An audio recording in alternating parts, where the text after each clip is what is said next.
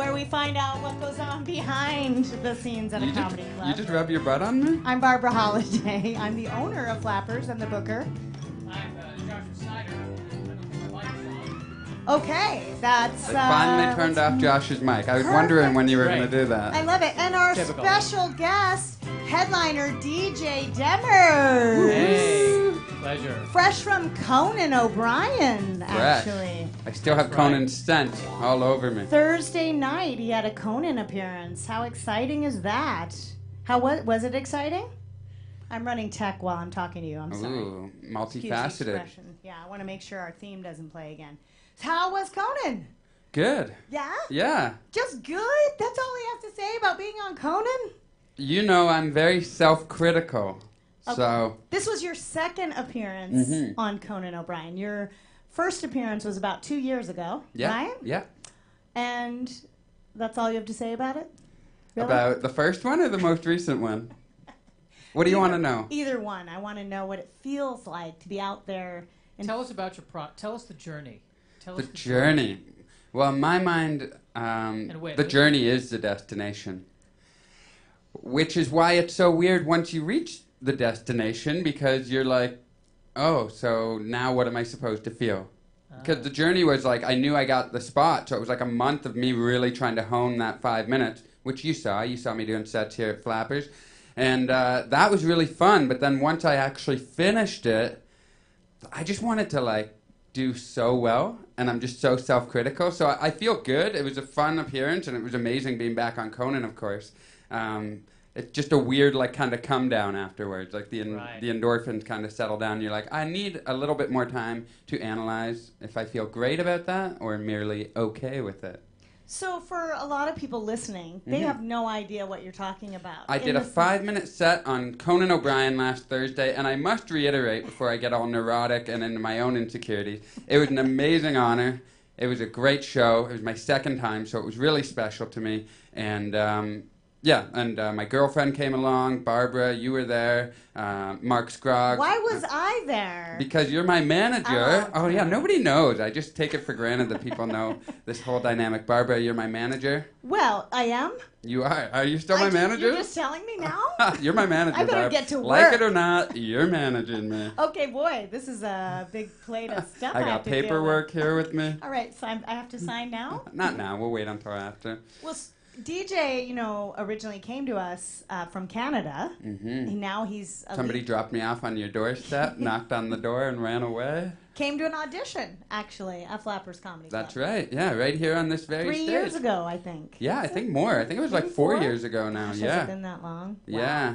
Yeah, And came you- here on a Tuesday night, did a 3-minute set, and now here we are. Yep. You weren't there that night. Dave, your partner, was here, and then he told you, I think, the next night to come watch me, and you did. And then I actually didn't have that great of a set that night. Well, he said there's a comedian you should see. He's hard of hearing, Mm-hmm. and he talks about it, and he's got great presence and confidence. And I told him to come back tomorrow, Barb, so you can see him. I told him to do the same set, so he's going to give you exactly what you want. And then I came to the audition, and you said nothing about being hard of hearing. No, it was my mindset that I was like, oh, I'm gonna show. I did hearing aid stuff last night. Now tonight I'll show them that I'm not a one-trick pony, and now I'll show them my other amazing non-hearing aid material, which I think ended up being about I think it was a bathroom joke. I think it was talking about pooing on a toilet or something. So I don't know what my thinking was, but I believe I've evolved since then.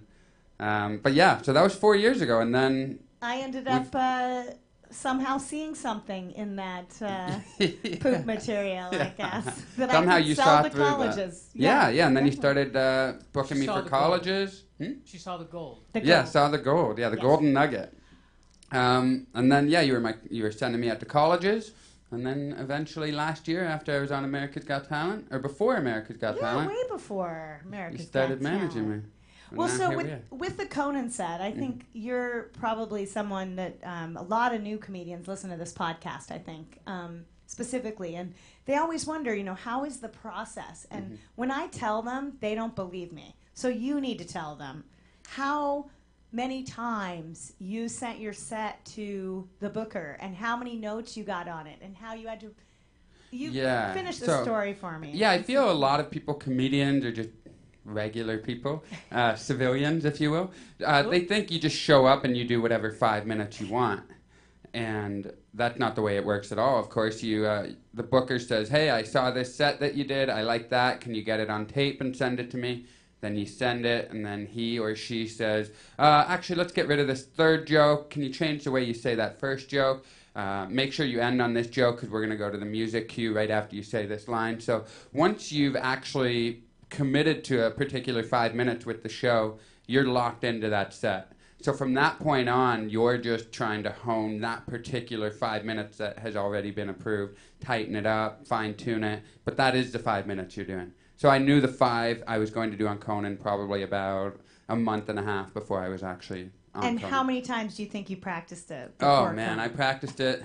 Well, I have a good friend, Ron Jossel. He's a great comedian, and he told me the first time I did Conan, because I was living in Toronto at the time, and sometimes I would get up and do the 5 I was supposed to be doing, and then other time, to keep my brain limber, I would do some other set, just to, so I didn't feel like I was too locked into that set. And Ron was like, no, you do that set so often you hate it, that you just like, it becomes a part of your fiber, of your being, so that when you actually get onto that stage, you don't have to worry about any of the memorization. You can focus on being 100% in the moment. So this time, and the first time actually, I took his advice, but this time really, the last month and a half, with your help as well, you've been giving me a lot of stage time here at Flappers. I've ran that set probably over the last month. I probably did that 5 minutes 60 times, I'd say. Yeah. And then we were even tweaking words at the very last minute. Yeah, the night before we tweaked a But couple it words. worked. It did work, yeah. And, I like a couple little tweaks like that last minute because it does force you to get out of autopilot. You're like, oh, I have to make sure I make this little change. So I do like doing that. Not too much of a change because then that can throw everything off. Yeah, you can't change the whole structure or the joke. But Yeah. But it's crazy, man. Even being there before, I was a lot more aware of what the process was. But once they open those curtains and you walk out, you're like, oh, oh, here I am. And the audience setup, they're far away from you. They're behind cameras. And that's another thing that's different. Is in a club setting, I like to talk to people. I like to really feel that connection. And in the studio setting, it's kind of, you have to fabricate that. You have to make it feel like there's a connection to the cameras especially. But it's virtually impossible to actually bridge that divide. There's cameras separating you from the audience. And weird, awkward silences. Yeah. That, like, anytime you're recording for TV or radio, you always have that weird delay that makes you feel uncomfortable, but it doesn't sound uncomfortable to the audience. Mm-hmm. And there's a whole show that has already been taped before you've walked out there, so you have no control over what the mood of the room is before you come out. So it's a very interesting animal, but it was... I felt better the second time. I'd love to do it 20 more times. Did you at all? Did you hear that, JP? That's the name of the booker for Conan, just so... Don't tell everyone. Well, you said JP. Now they're wondering who We didn't say any last names. Did you at any point, did you think about when and where you were looking at the camera or looking at the audience? Was that plotted out, or did you just kind of let that happen naturally? Very good question, Josh. It was plotted out. I had a line where I said, full Helen Keller. And I said full, well, Barb's doing the hand motion here because when I say full Helen Keller, that was actually a change we made the night before to bring my hand together and really emphasize the point. But I said full Helen Keller in my first Conan set as well. And I really wanted to make it clear to the audience that this was a callback to my first set. So I wanted to make sure for that particular line I was looking right at the camera. Kind of looking into the living room of people at home and being like, yeah, I know that I've said this before and it was intentional. Beyond that, I just wanted to make sure I looked across the entire room. But that was the only real intentional spot where I wanted to make sure I was looking right at the camera. But yeah, I did want to make sure I did that. And I feel like watching the set, it works well when you're looking right at the camera. If I do another late night spot, I think I'd probably try to make an effort to look at the directly at the middle camera even more frequently. Yeah. Well, you know what I love about DJ, because I was there before, during, and after, and the great thing is you're such a normal human. Like, you don't freak out or get weird or you're able to have a normal conversation. You know, every comic has their own process, but I really appreciate that about you. It's like you're just very grounded. It's like, do you think in your head, like, this isn't, you know, life's not going to end after this? Or, like, you know how comics get so caught up? What's your coaching before something important like that? What do you do in your head that helps you get centered like that? I think what you just said kind of nails it on the head. I just know, even if I had the worst set of my life, I'm still alive after it's done. What are you doing? You're alive. Yeah, no, for real. Like, I'm still alive, and this is... Well, you actually mentioned it before the podcast started. We were talking about somebody else, but you said a lot of people don't realize that they're like, oh, I have to really start to pursue this particular passion. But you are, like, you're in the middle of it. So while I was there, I was like, don't be nervous. You're doing Conan a second time. Like, this is it. This is a dream. You're doing it. So I just kind of try to keep a positive outlook and remember that comedy is supposed to be fun. I think all my worst sets I've ever had were where I forgot that this was supposed to be fun. And truth be told, I feel like that's why I don't love this set. I feel like there's an extra, like, 10% of fun that's missed. Like, I forgot that I don't know. It's, like, almost where I want it to be, but I can just feel my most fun sets are where I can feel that I'm just a silly guy having a fun time up there. And so I would say that's part of my process, trying to remember, you know, you were there, my girlfriend, a lot of people that I really care about were in the room. So I'm like, this is part of the fun. It's not just those 5 minutes on stage. Very Enjoy sad. The whole thing. Yeah. So I want to dig deep into the disability angle that you have to deal with day to day. So you've been deaf since you were a young boy. Yeah, probably since I was born. But I've been wearing hearing aids since I was 4. Yeah. Yeah. And when I first met you and I was talking about the hearing disability, you were very adamant, like, I don't, you know, there's a little bit of apprehension about talking about it. Yet when you talk about it, you get such a great response from the audience. Yeah. So how do you feel about that? And well, you do a lot of jokes about about life. It's not just about your hearing aids. So you're able to really give a full picture of yourself. But you, more than any other person that I've ever worked with that has a disability, you literally are a spokesperson for people with disabilities because you are deaf, but you act like everyone else, including from stage to off and until you lose your hearing aids or don't have your hearing aids in. Although it was interesting about that because the one night that he did lose it was the longest we've had a conversation. What, when he didn't have his hearing aids in? Correct. Yeah. So, but can you enumerate on this a little bit? Like, I'm curious how you feel. Like, does it bug you when I push you as a disabled comic, or, you know? That question, also, just to go to Josh's point, I feel like you were like my safety blanket that night because I was They don't know what happened. Yeah, I locked my hearing aids in Barb's garage. When I first moved to LA, she was nice enough to let me crash in her guest house, and I had 2 headlining sets here at the Yoo-Hoo Room and Flappers, and I couldn't get my hearing aids. They were locked in the guest house, so I came and did 2 sets completely deaf. And in between sets, comics were trying to talk to me and stuff, and I was just like, I can't hear anybody. So I just kind of locked myself in the office here and hung out with Josh and read his lips. I didn't hear you, but we had a conversation. I was reading his lips, and that was actually a really fun night for me because I've never mind performed. I've never even left my house without my hearing aids in. Wow. So I was like, okay, here, let's confront this. And I was new to LA. I mean, I'm in LA doing that, so... once I did that night, I was kind of like, oh, like, I don't know. That was a legitimate fear that I overcame. So that was a cool night for me. I spent a lot of screaming that night. Were you talking extra loud? Well, I had to look directly at him Yeah. and Right. enunciate. And that's, of course, when we had... That's the most we've talked, I think. Yeah. But you have this ability to make people feel very comfortable. Like, I see your hearing aids, but I forget about them all the time.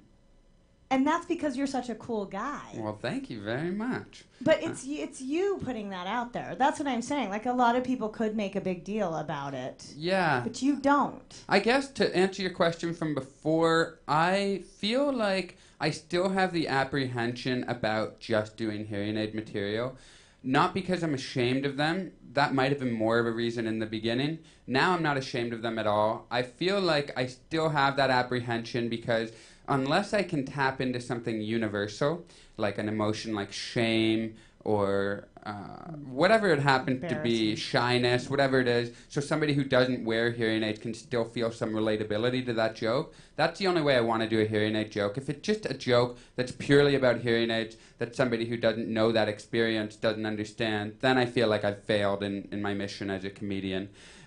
So I feel like my hearing aid material does better if the audience senses that I'm more than just my hearing aid. So I don't mind doing my hearing aid material. I really like it when I've already done material that's not pertaining to that. So when I go into it, they're like, oh, this is a part of who he is. It's not all he is.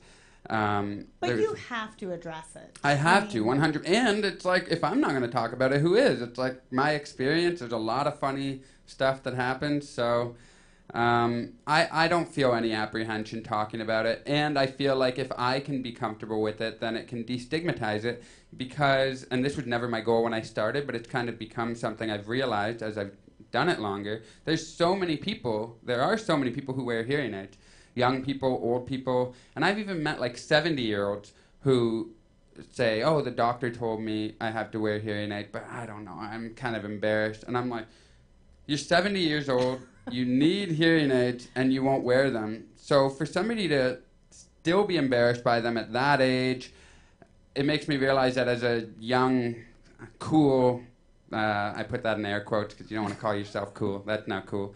But as a young, relatively charismatic person, to be free and comfortable to talk about my hearing aids that openly, there is a certain power in that. And I don't want to run away from that. You know who needs hearing aids? Who? My employees!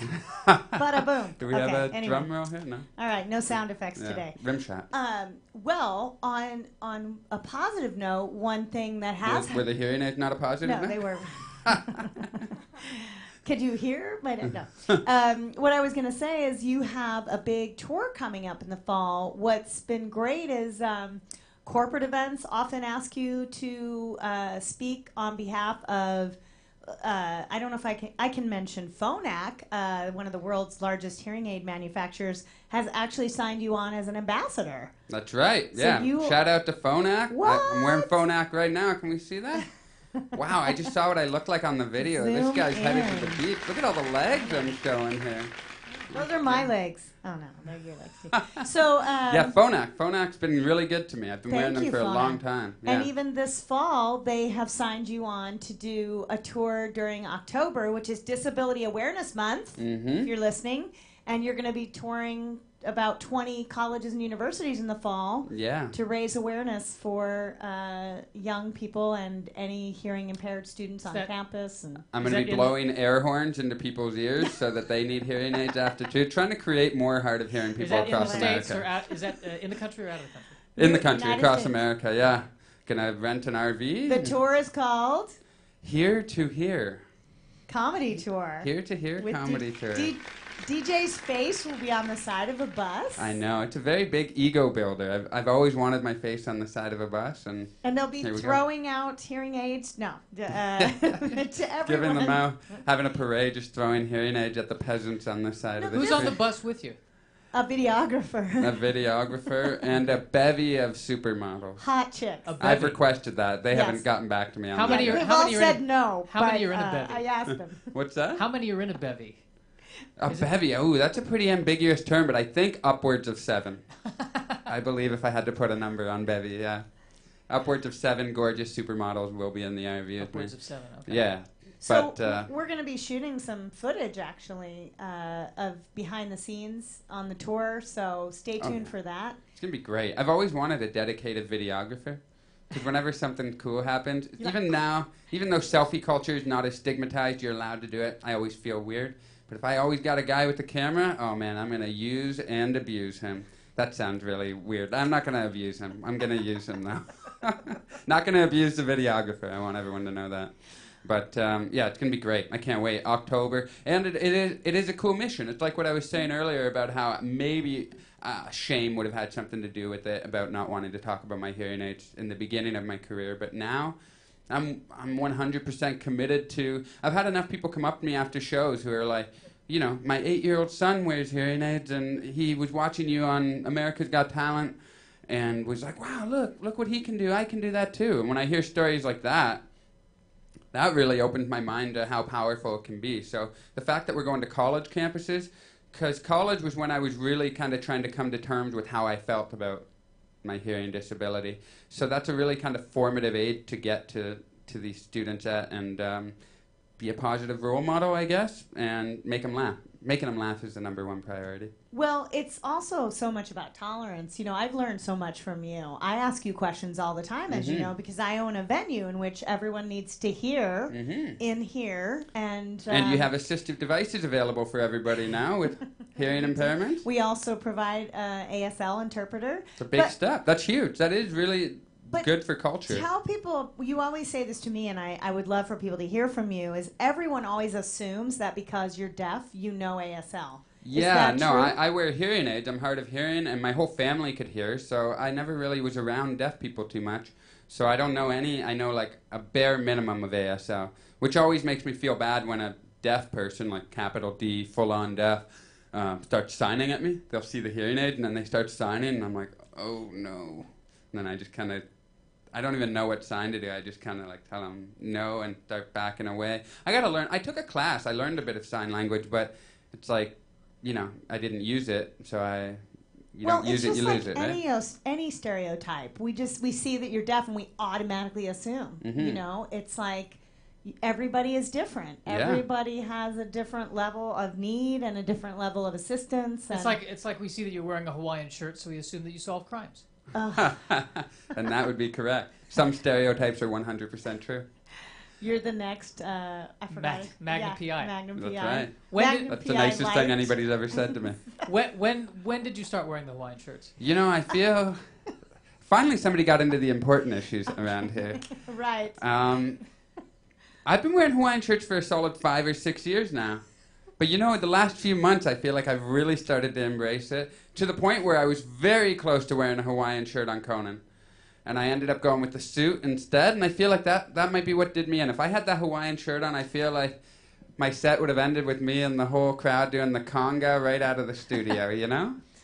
But I love wearing, I feel like this is the real me that you're looking at right now, Josh, in a Hawaiian shirt. Wow. I'll tell you one thing, that month-long tour, the Phonak tour, Here to Here in October, Hawaiian shirts every single day.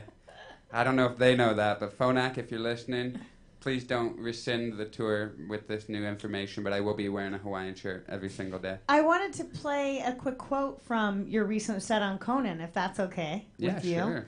I don't know if will we get flagged. Your video will begin in 6 seconds. I think they like your secret is safe. People want more than hey, there I am. That wait, is that's Mark Wahlberg. That's Marky Mark. I always get us confused.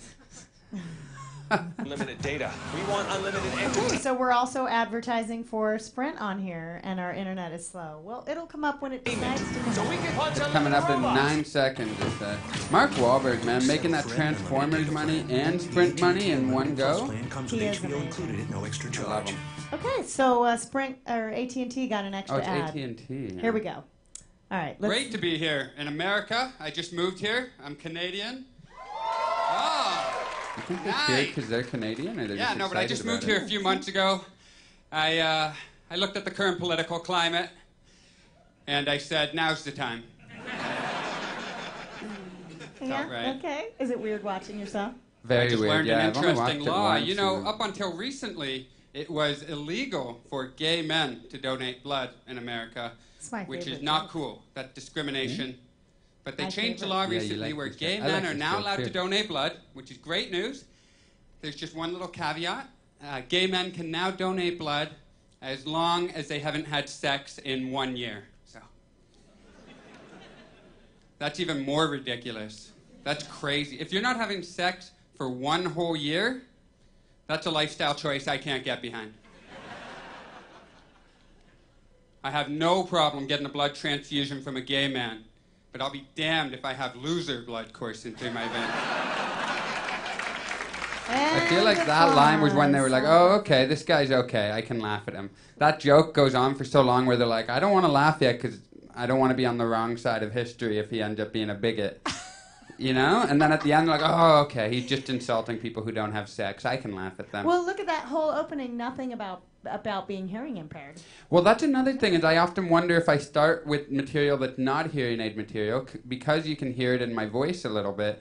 I wonder if I get a little less laughter on those jokes because they're distracted. Like, why does he sound like that? And then they kind of laugh at the joke, but they're not fully invested. So it's a struggle that especially when I'm doing a shorter set, I'm like, should I just right away be like, I wear hearing aids so I can get into the other stuff? Yeah. Or do I say, hey, look, I'm funny without talking about it, and then go into it? So it's a bit of a psychological game that I'm not sure what the answer is yet. It shows you how intolerant people are, though, or how judgmental and stereotypical people are. I mean, they just look at you, they hear you, and they're already making judgments, which is what we do as humans. I mean, I don't know if I even want to chalk it up to intolerance, because I believe humans are mainly good. There's some bad ones, but I think it's just the type of thing where we're easily distracted. It's like if you were on stage and you were wearing an eye patch and what do you say? A bikini. A bikini, yeah. A bikini and an eye patch.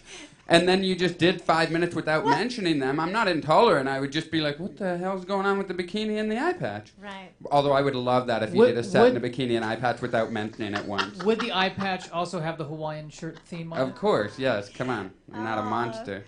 That's so fun. You know what I love? We've traveled a lot together because we do a lot of gigs together, and you're so much fun to be around. You really bring that to the stage. I mean, I don't often get the chance to tell you that, but, you know, sitting here hanging with you and listening to you, and mostly everyone I talk to business-wise about you always says the same thing. Yeah. They're like, it's just such a nice, authentic guy, you know, and when you get on stage, you're the same guy. You're not being two different people. That's unusual sometimes. You know, you don't always find that in... Yeah. Sometimes people are different, or they're like a more kind of exaggerated version of themselves. Yeah. I think that's my main goal, to try to be 100% myself on stage. I haven't accomplished it yet, but that would be nice. To just walk from the back of the room on stage and feel no difference at all. Just be me, but you got to be funnier. Yeah. You got to be funnier on So stage. you just headlined our Flappers Claremont Club this past weekend. Yeah. Did anyone recognize you from Conan? I was curious. Yeah, I had a few people, actually people who came out from America's Got Talent, too, from last year, yeah. Oh, really? I had a blind woman in the front row, a sweet woman. Her name was Kelly. Hi, Kelly. Hi, Kelly, Shout if out. you're watching or listening. And she actually saw me in Claremont when I was there last time, which was probably 8 or 9 months ago, and then saw me on America's Got Talent, and then came back out. And she felt so... I was doing a lot of crowd work, and I was talking to her. She felt so comfortable with me. She told me her whole life story, which included, like, 3 of her siblings dying, her dad being in a horrible car. And I'm doing crowd work, like, having a good time, and then she told me all this horrible stuff. And I just was like, I'm not going to lie to you, Kelly. I have no way to make that funny. That's the most awful stuff I've ever heard of. And that ended up getting a laugh just because it was cathartic, because everyone in the room was thinking it. But I do want to say, I love those moments when somebody feels comfortable enough with me where in front of a room full of strangers, they are revealing these deep, dark things. And I'm like, you know, I could do a lot of horrible things with that information, but you feel trust in me that I'm going to handle it appropriately. Like tell it on a podcast? Wow. No, I'm It's kidding. not like I'm saying, this stupid lady. No, She was really sweet, and I was really... But yeah, a few people recognized me, and I like when they feel like comfortable, like we have a bit of a personal relationship or something. So yeah, it was a fun weekend in Well, Claremont. I think performers with disabilities, any person with a disability feels represented in some way. True, yeah. A little bit And- of a community, even if it's a different disability. Especially if you're funny, then they get to feel funny too. It's Yeah. awesome. It's a really I wonder, cool- in my last Conan set, I said a little joke about how I hate all other disabilities. I thought disabled people might come after me for that, even though it's a joke, but I haven't gotten any backlash. Okay. I assume they know I'm It's joking a there. joke. Yeah, well, you are a comedian. Yeah, well, that's kind of why I said it, because lines like that make me feel like, okay, I'm not going down the motivational speaker road. Oh, you're not? I know you would love that. Not quite yet. The best motivational speakers are the ones that are not trying to be motivational. That's the hard part that you have to wrap around your head is you are already motivational, DJ. Even though you may not think that you are, you are. You're an inspiration to people. I mean, the fact that you performed without your hearing aids too that night, that was, I mean, there are comics who won't perform without their notebook. I mean, but you actually were at one of the biggest challenges of your life, and you got on stage anyway. That you must really like this. You know what? I am a hero. You're right, Barb. It's time for me to embrace this. In the comedy world, come on. No, but I couldn't not do comedy, so that's the thing. It's a compulsion. So Yeah. hearing aids or no hearing aids, I think this is what I would probably be doing, so it doesn't feel too heroic to me. It was probably more like a TV taping. You just couldn't get that instant feedback from the Yeah, audience, yeah. right? You hear that strange, like, nothing coming from people. It was kind of funny. I had to rely on my vision so much, just seeing, oh, that person's head is moving, that looks like a laugh. I see teeth, that must be a smile. Yeah, it was cool. It was a really heightened experience. And I tried to do crowd work because I like doing that, and then they start talking. I'm like, oh yeah, I'm deaf right now. What am I doing? Sorry, I must move on. We can't talk right now. Could you feel when it was a stronger laugh, even if you couldn't hear? Yeah, and that's another cool thing. There's like a different energy in the room when it's a stronger laugh, and I've always kind of overestimated how much of that is I'm sensing with my hearing, because even with my hearing aids out, I could still feel it. And that's cool. That's a cool idea that the room is kind of a living organism, that even without hearing it, you can feel the energy of a good joke. That's pretty cool. Nothing will replace live performance, ever. I really don't believe. It's been going on since the dawn of time and caveman era, and it really, like, humans performing in front of other humans, it's a one-time only experience. I love it. I love that connection. And if you agree, like us on YouTube right now. Any caveman out there? I agree, though. There's something special about those magical... Yeah. Live. When you go see a show and something happens and you know that happened tonight and that won't be repeated. Yeah, and we try and capture that on video all the time. Mm-hmm. So it's a unique thing. It's just this battle between what we watch on video and what we see live. But you can come see DJ live this weekend in Burbank. We backed him around his Conan set. We sandwiched him in our Claremont Club, and then this weekend at our Burbank Club. Yeah. Friday and Saturday, 8 and 10 o'clock. There's still some tickets, just a few. They're going like hotcakes. Are they? Yep. Nice.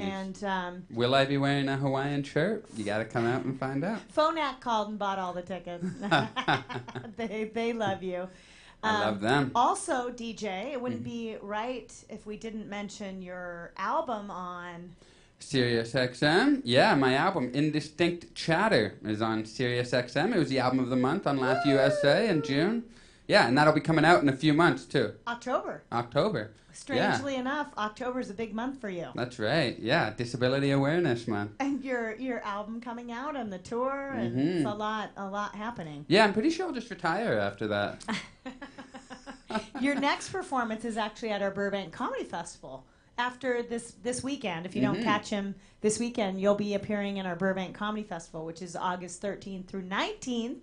Yeah. Do you know what day your performances are on? That would be Friday the 18th. Oh. Far and Away 8 show. p.m. 9 p.m. 9 p.m. Yes. on Friday. Far August. and Away headliners we put you in. Ah, nice. Do you know why? Canada is pretty far and away. That's it. That's Canadians. right. My home and native land, Canada. Did you know that's part of the national anthem? You know any of the Canadian national anthem? No. Please sing it for us.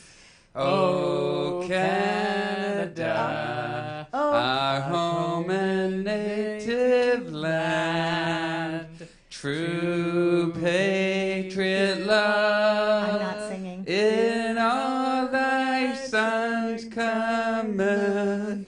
Sons command? Sons command, yeah. With glowing heart we see. Okay, that's enough. This is going to be a good one to go out on, I think. That was very... I think that pretty well. True north, strong and free. I'm glad you're a comedian, DJ. That's all Hey, I I'm have doing a to bad say voice there. on purpose. I have a beautiful voice. I don't want to brag. I don't want people to know I have too many skills. His voice you is know? mellifluous. Right. Just stick with your day job, okay? Yeah, my night job.